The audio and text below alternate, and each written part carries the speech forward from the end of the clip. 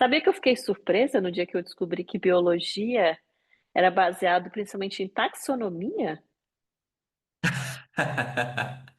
É louco, né? Acho que o começo da biologia é muito daí, né? Porque ela vem da antiga história natural, que como se chamava antes. Por isso que existem os museus de história natural. Então, antes de ser biologia, você tinha os naturalistas. E aí uma das grandes preocupações deles era sistematizar tudo que existia no mundo, de rochas a seres vivos. Então, eles eram uma mistura de paleontólogo com botânico, com biólogo, que hoje a gente chamaria desses nomes. Por muitos anos, eu acho que o grande ponto deles era classificar, taxonomizar as coisas. É, eu achei curioso também que o nome cientista ele veio depois ali de 1820, alguma coisa assim, que foi um encontro em Londres, na Inglaterra, porque tinha muita gente que fazia ciência, já existia a palavra ciência, mas eles eram eletricistas, os nomes que davam eletricistas, filósofos da natureza, mas não existia o nome cientista. E aí alguém fez essa brincadeira, mas quem faz arte não é artista? Então quem faz ciência é cientista. E aí pegou. Justíssimo. Eu falei, gente, não tem nem 200 anos então que a gente inventou essa. É uma profissão, né? Não, é super, é. E se eu É. não me engano, é, tem o momento em que passa a se chamar biologia, tem muito a ver até com o Lamarck. A gente vê na escola, nas aulas de ciências, lembra das mudanças adquiridas? Uma das teorias da evolução. Tipo, a girafa Ah, estica o pescoço para pegar a folha no alto da árvore, portanto, o uso daquele órgão leva. E aí hoje a gente olha e fala: Meu Deus, que ridículo, hahaha. Mas fazia super sentido na época, e antes do Wallace e do Darwin, e ele foi uma das pessoas que teve uma importância grande para passar a chamar esse campo de biologia. Aí começa a dividir, né? Então é engraçado isso. é na Surge um nome para o métier, e aí a história natural começa a se dividir em sub-áreas, uma delas a biologia. eu acho que quando eu fui para a escola, né, tive essa aula de biologia, talvez acho que já no ensino médio que a gente começa a dividir. Eu não lembro se no ensino fundamental a É. gente divide, mas eu lembro que tinha uma explicação que era assim: biologia é o estudo do ser vivo. E o que é um ser vivo? É aquele que nasce, cresce, tem metabolismo, reproduz e morre. E aí é curioso porque Exatamente, né? a própria É. definição tipo, a definição de vida está atrelado à morte. Porque no senso comum, a gente Uhum. vai falando de morte como se fosse uma coisa contrária à vida, mas na verdade faz parte da Uhum. definição de vida, né? Tipo, E é curioso pensar assim, né? E eu tenho aquela frase que eu adoro da Lynn Margulis, que gostamos muito, que é a pesquisadora que mostrou a teoria da simbiose. endossimbiose, que as mitocôndrias, aquelas organelas que fazem a energia da célula, que elas vieram, na verdade, de um outro organismo, elas eram um organismo independente que em algum momento foi engolfado por uma célula maior, e aí elas passaram a fazer parte daquela célula e a gerar energia para aquela célula.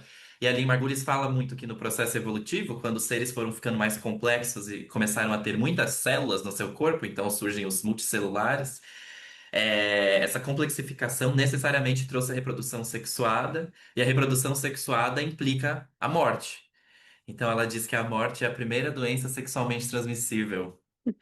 Porque uma bactéria unicelular virtualmente Ela não é morre, imortal. né? Ela se Ela é divide sempre imortal. em duas, quatro, oito. Agora, um ser que precisa de reprodução sexuada passa também para os seus descendentes o destino da morte. Eu acho muito poético isso.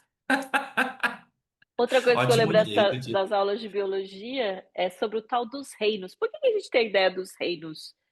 Né? Tipo assim, a gente tem, por exemplo, né? Ah, O reino, gente. você fala, mineral, não, é um reino, não sei. O reino animal, o reino protozoa, o reino monera, que são as bactérias, O o reino protista. isso. E o reino plantae, que é o das plantas, né? A gente tinha essa ideia de reinos. Não sei se ainda se pratica isso hoje Na pelo dia. verdade, isso foi uma das coisas que eu falei com uma amiga uma vez no laboratório, que é bióloga, e ela falou, eu tinha saído do ensino médio. Eu tava no ensino médio, já ia pro laboratório, eu sei que ela falou assim: "Ah, mas você sabe que tá nos livros didáticos, mas reino já caiu, né?" E aí eu falei: "Como assim?"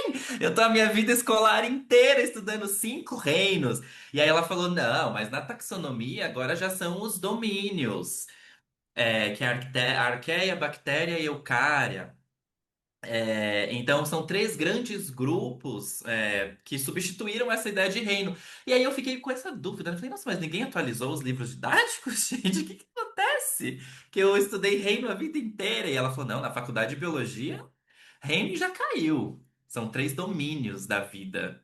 Então, a coisa da taxonomia que eu fiquei sabendo, né, quando eu falei, foi no encontro de biologia sintética lá da USP, em que era justamente isso assim, uma vez que a gente tem umas máquinas, a gente decodificou o DNA, então como que você classifica as espécies?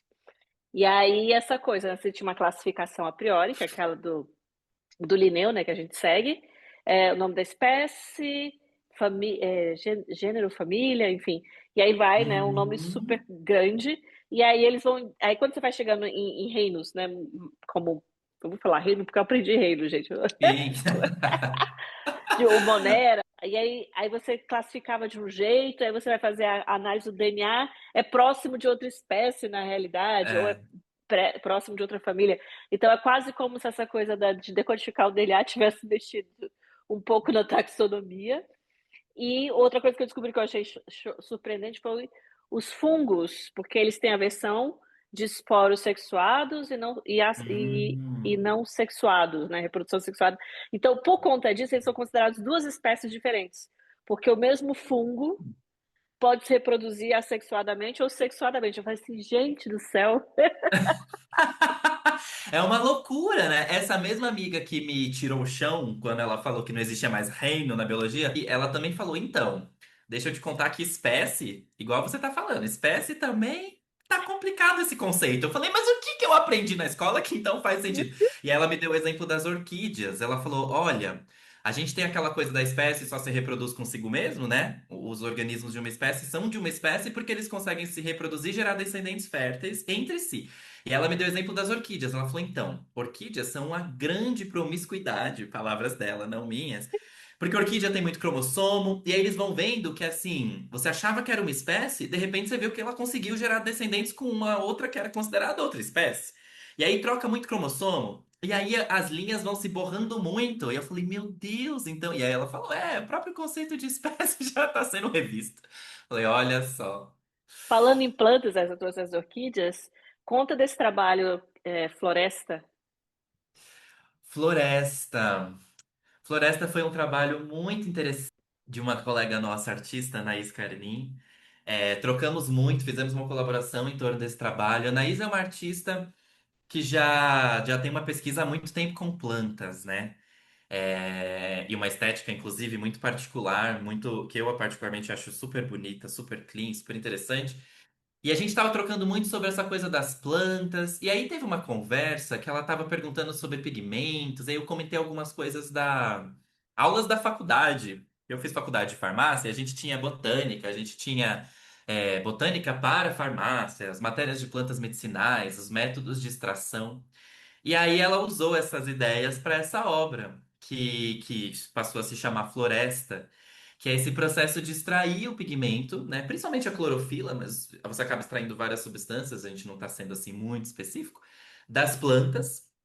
E aí é um processo interessante, porque a planta, dependendo do processo de extração, a folha fica totalmente transparente, como dá para ver nos tubinhos de ensaio, entre os tubinhos da direita de cada par, as folhas ficam praticamente transparentes.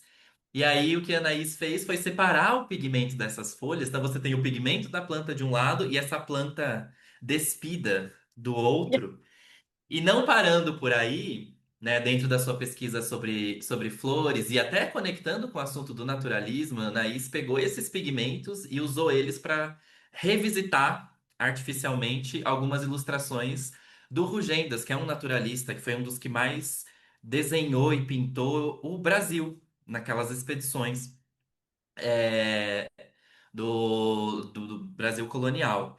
Então, revisitando essas gravuras naturalistas com esses pigmentos extraídos, e aí a gente, inclusive em conversas, né, a Anaís trouxe muito essa questão: uma planta sem pigmento é menos planta, né? No sentido de que o imaginário, o nosso imaginário tá todo em torno da cor. Quando você fala de planta, de verde, de fotossíntese, a gente aprende isso na escola, clorofila.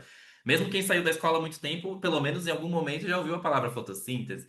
E aí, se você tira isso da planta, né? O que que isso quer dizer conceitualmente? O quanto da nossa leitura da natureza vem desses aspectos.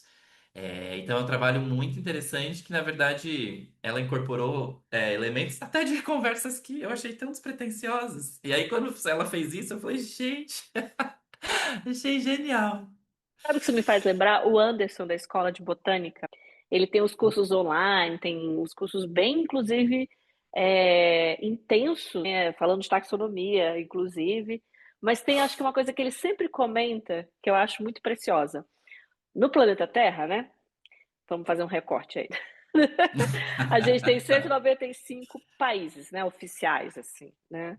Tem, temos questões, né, gente, geopolíticas aí, mas 195. Desses, todos esses países, ou seja, quase 200 nessa amostragem, só tem um país no mundo todo que foi nomeado por causa de uma planta, que é o Brasil. Legal. E aí eu nunca tinha Nossa, é pensado verdade. nisso até o dia que eu assisti essa aula É dele. verdade. Maravilhosa. Eu falei assim, meu Deus, a gente foi nomeado por É, causa de uma planta. Então, e aí a é. gente não é brasiliano, né? A gente é brasileiro, aquele que extrai o pau-brasilis, né? Aquele que é o que faz o pigmento, né? Que usa o pigmento, que extrai o pigmento dessa Gente, planta. olha só. E aí, se você parar e pensar a história do Brasil, né? Eu, agora que eu estou morando na Suíça, eu percebo muita coisa dos recursos naturais, né? No nosso processo de colonização, a gente foi do pau-brasil para a cana-de-açúcar, né? Para o tabaco, para o café, né? Uhum. Então a gente tem eu não sei qual é que a gente não passou a se chamar açucareiros, cafeireiros, né? Tipo, Acho o brasileiro ainda mais glamouroso dentre essas opções. Ainda bem que ficamos com esse. é, Aliás, Anaís, né, já que a gente está falando dessa obra, inclusive em outras conversas surgiu essa ideia de, não necessariamente para essa obra do Floresta, mas desdobramentos depois da pesquisa artística dela, fazer esse processo justamente com essas plantas que você citou que foram cruciais, as monoculturas do Brasil. Então, o algodão, a cana, o cacau. Então, existe um segmento desse trabalho exatamente com os pigmentos dessas plantas de importância histórica. foi isso mesmo, ela traz muito isso, né? Por isso que eu associei. A gente já é o único país que foi nomeado por causa de uma planta, no sentido de ser extraído, né? Extrair uma planta, Sim. né? É, enfim, e aí pensando também nesse contexto, né, que a gente está falando de América do Sul e Europa, eu estava outro dia numa discussão aqui que a gente foi comer no restaurante italiano. Eu, assim, honestamente, gente, eu não gosto de comida, de comida europeia, assim, meu Deus do céu, superestimada. Falta arroz e feijão nesse lugar, meu Deus do céu. Eu concordo. E aí eu tava olhando, né, que a gente foi pro restaurante italiano, e a massa foi quando o Marco Polo foi para a China, e aí ele trouxe a receita, né, do macarrão. E eu falei, e o tomate? Aí o padrinho falou, acho que veio da América do Sul. Eu falei, sério, veio da América do Sul? Eu não estava sabendo. Eu sei da batata, mas não sabia do tomate. Eu fiquei assim, preciso Hum, depois dar uma pesquisada nisso, porque é, né, eu sei que os italianos correram atrás de pimenta, né, foram até as Índias para achar tempero. A gente está falando ali da Renascença, enfim, das rotas comerciais, depois dos processos de colonização, tudo isso para ter sal, pimenta, tempero. E eu pois acho que é. continua fazendo uma comida muito ruim, apesar de ter conseguido conquistar. Essa é a minha opinião sincera. Mas a história da batata é uma história que sempre me pega, porque eu não sou uma grande fã de batata. E acho que a batata que a gente tem, a gente chama de batata inglesa. Pois é, né? Pois é. E aí Curiosíssimo. nunca tinha me ocorrido até a hora que eu comecei a pesquisar batata, que na verdade ela veio da América do Sul. Inclusive, o professor de história que estava dando aula uma vez comentou que era tinha uma princesa que o nome dela soava mais ou menos Watata, Batata, alguma coisa assim, que levaram ela para a corte espanhola ou portuguesa, enfim, não lembro qual foi a colônia, acho que talvez tenha sido a Espanha. Eu sei que levaram para ela junto com as oferendas da América do Sul, e numa dessas levaram a batata que a gente conhece. E aí esse nome ficou por conta dessa princesa. Era essa. A história, que o professor de história contou, que não precisa averiguar, né? Mas a história é boa. Se não é verdade, é É muito uma bom. ótima história, gente. Agora eu quero que seja verdade. É. Pois é, a batata é um caso curiosíssimo, né? Até porque eu acho que aqui, né, a gente já tá falando de tantos projetos tão loucos, tanta coisa tão mirabolante. E aí você tem um gene da água-viva dentro de um coelho, e aí você tem um unicórnio. Então fica essa sensação de que, nossa, esse mundo do bio é esse mundo mirabolante e a gente vai fazer unicórnios agora, como o Joe Zainer tá propondo. Mas a verdade é que acho que a própria batata é um ótimo exemplo disso. Até a coisa mais banal hoje veio de um processo, uma intervenção biológica provavelmente mirabolante, se você pensar evolutivamente, né? E isso, inclusive, é uma descoberta aparentemente bem recente. Eu nem sabia que era uma grande pergunta científica, para ser sincero, a origem e a evolução da batata, mas a resposta parece que saiu recentemente, inclusive. De onde veio, como a batata evoluiu, porque parece que as pessoas, os cientistas estavam tentando entender como evoluiu e por que na América do Sul, mais especificamente em torno dos Andes, né, da Cordilheira dos Andes. Eu não sei se alguém já foi para o Peru, alguém que está assistindo. O Peru é conhecido pela sua grande variedade de batatas. E cores e tamanhos, os sabores são muito diferentes. E aí você pensa, nossa, mas de onde veio, né, essa diversidade? E aí a conclusão que para mim é zero esperada é que, na verdade, o que hoje a gente conhece como batata inglesa, como você está falando, que o nome científico é a Solanum tuberosum, na verdade veio de um cruzamento de um ancestral dessa batata com um tomate. E aí você fala, nossa, peraí, quanto que o tomate entrou nessa história, né? E curioso que parece que, e eu não sabia disso também, até ler essa pesquisa, o tomate tá no mesmo gênero, que é o gênero Solanum, da batata. Então, são espécies diferentes hoje, mas eles estão no mesmo gênero, que é o grupo taxonômico anterior à espécie, que inclusive é o mesmo da berinjela, aparentemente. Aparentemente, por alguma razão. Mas aí existia essa pergunta, né? Como que a batata evoluiu? E o fato é que ela veio do cruzamento com um tomate, um ancestral do tomate. E o ancestral da batata era essa planta chamada E. tuberosum. E aí uma das perguntas é, por que que elas passaram a desenvolver esses tubérculos, né? Porque o que a gente come, que é a batata, na verdade, os botânicos chamam de tubérculo, que é essa reserva de amido que cresce ali embaixo da terra. E aí, o que se descobriu com o sequenciamento genético e a filogenia, que é essa taxonomia genética dos organismos, é que foi justamente esse cruzamento que permitiu a formação dos tubérculos. Porque tomate não tinha tubérculo.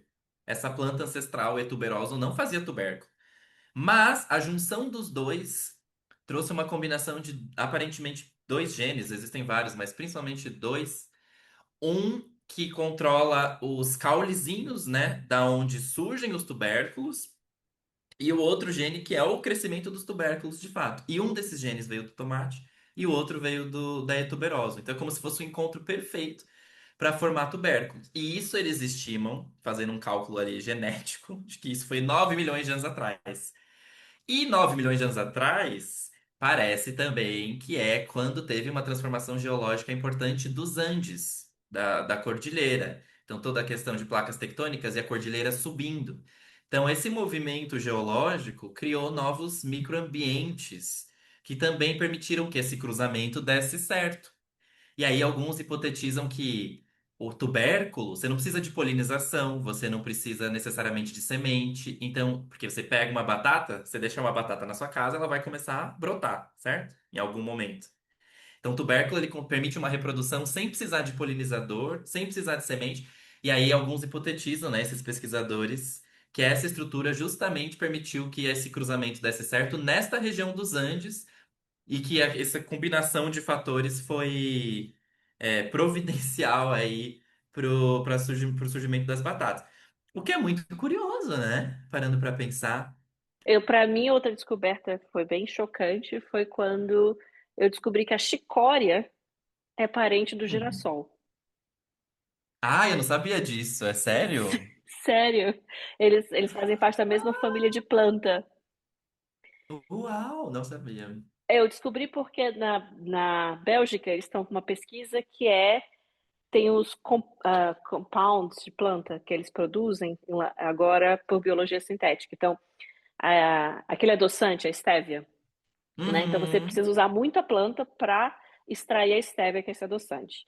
Então, qual foi a premissa deles? Ao invés de extrair da planta, por que que a gente não faz uma bactéria que produz essa estévia, que é esse componente da planta? E aí eles estão com vários problemas nesse projeto, assim, vou falar, eles estão com vários desafios nesse projeto.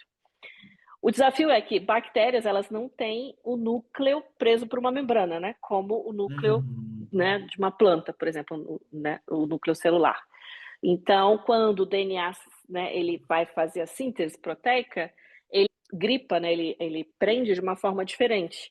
Então, tem essas pequenas coisas que eles estão, inclusive, inventando sensores biológicos, que a gente não vai cobrir esse projeto dessa conversa aqui do Biomakers, mas só para entender que eu estava lá com esse grupo de artistas e de cientistas, e a cientista falou para mim: ah, eu adoro a família, que é a família, acho que é Asterácea, enfim, depois alguém me corrija aí, alguém que tem mais de Uhum. biologia.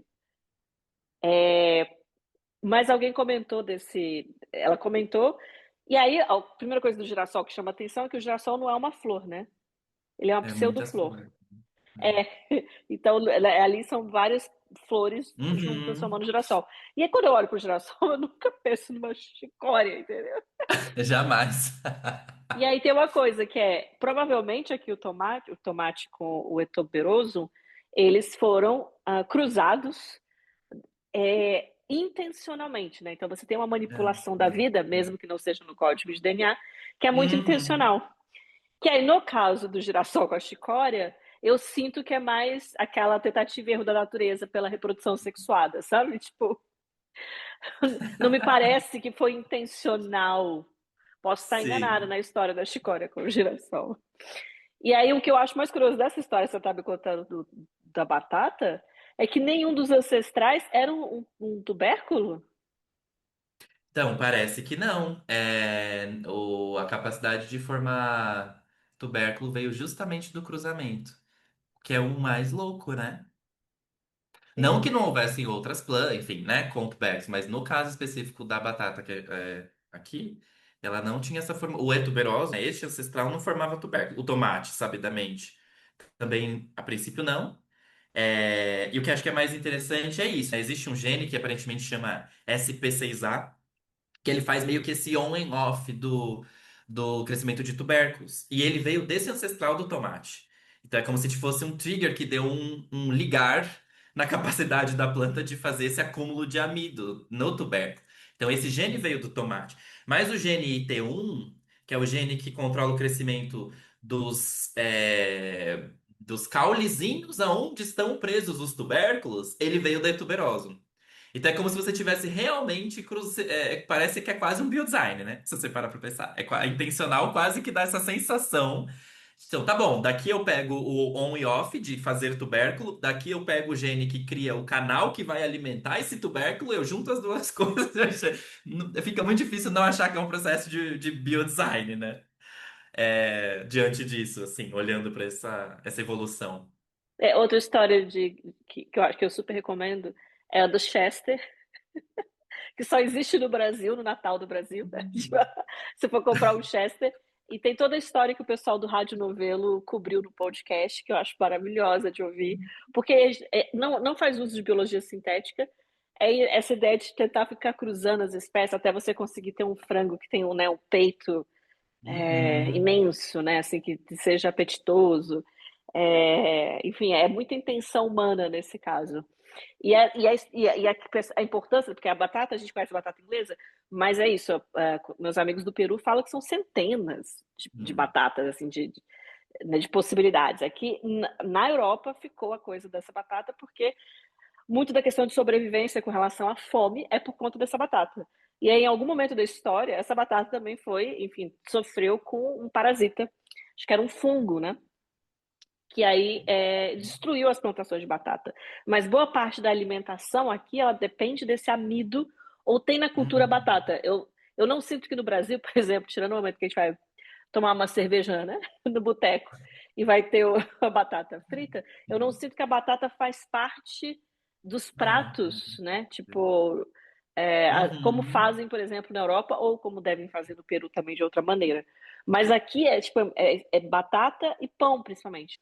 Porque aí você tem a coisa do trigo, a produção de trigo, de moer o trigo, de ter a farinha, de fazer a farinha branca e de produzir pães, né? Tem uma Uhum. história da panificação, que é muito também diferente da nossa cultura do Brasil com relação ao pão. É isso que eu fui aprendendo, Sim, porque o que a gente come no Brasil, principalmente que a gente chama, né, de em algumas regiões é pão francês, outros cacetinho, pão massa grossa, é um pão que eles não chamam de pão, né? Eles chamam aqui de baguete. O pão aqui uhum. tem uma fermentação, o pão europeu ele é um pão de fermentação natural. Então essa batata e pão virou assim a base da alimentação, né?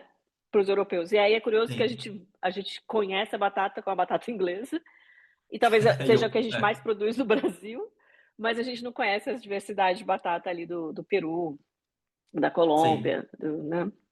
Das outras regiões ali. Falando de pão,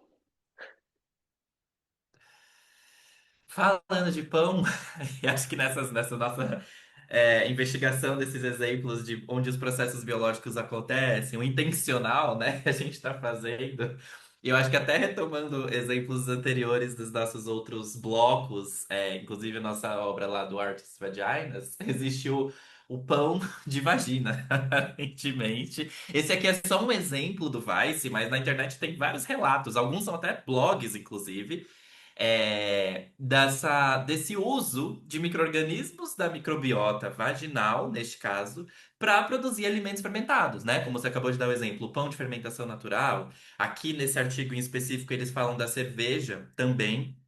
E o ponto aqui é que esses alimentos fermentados, muitos deles partem de um grupo muito conhecido de micro-organismos, né? Podem ser lactobacilos, por exemplo, ou podem ser leveduras, por exemplo, no caso da cerveja, tem o famoso levedo de cerveja, que é uma espécie de levedura. É, E várias dessas espécies estão presentes em muitos outros lugares, inclusive colonizando o nosso corpo, inclusive na microbiota vaginal, não apenas lá, mas também lá.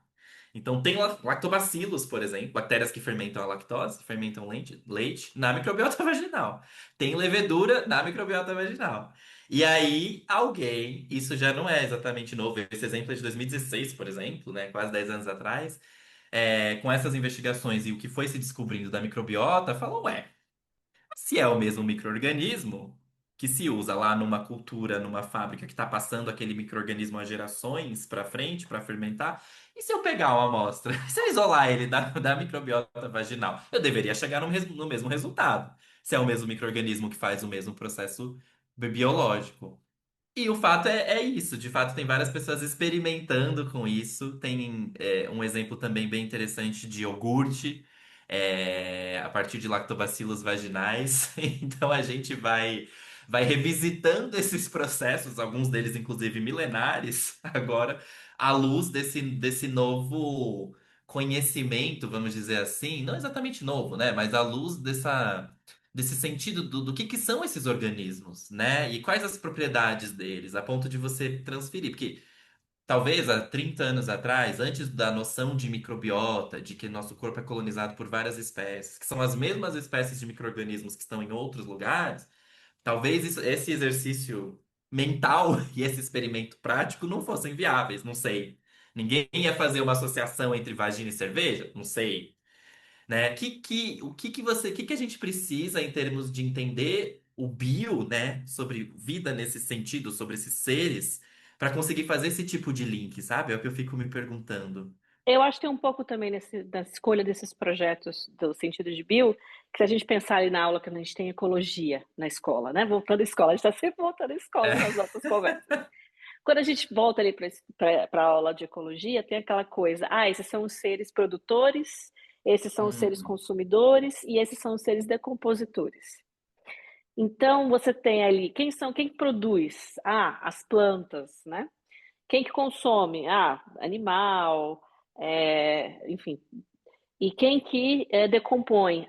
São os fungos, são os micro-organismos, são as uhum, bactérias. Então, tem esse ciclo. E aí é curioso porque se você pensar do ponto de vista muito prático, quase engenheirístico, você só precisa de fato dos produtores e dos decompositores. Os consumidores, que somos nós, você pode tirar da equação, basicamente, né? Sim. Assim, porque você tem a matéria que nasce, cresce e que ela dá um jeito de se desfazer, né? Vamos dizer assim, morrer. Mas enfim, temos nós, os consumidores, no meio desse processo ecológico. E aqui, nesse recorte de bio, curiosamente, né, a gente colocou plantas, a gente está agora falando de micro-organismos, né, então a gente está com esses campos dos produtores e dos decompositores. E eu achei mais curioso ainda porque a gente fez um recorte em cima de coisas que servem como alimento. Então, nós, consumidores, a gente tira a energia, né, dessa batata, né, dessas plantas, desse pão, né, que é fermentado. Então, é de onde a gente tira a nossa energia. E aí remete muito a essa pesquisa que a gente, enfim, discute várias vezes, que é o tal do laboratório de cozinha, né? Então, a cozinha, ela tem ali uma série de maquinários, né? Vou começar, panela de pressão, né? Micro-ondas, né? Que não é muito diferente de muitos maquinários que a gente usa no laboratório, né? E aí talvez ali tenha sido, na verdade, o primeiro laboratório, né? Quando a gente começou a cruzar essas plantas, a cozinhar.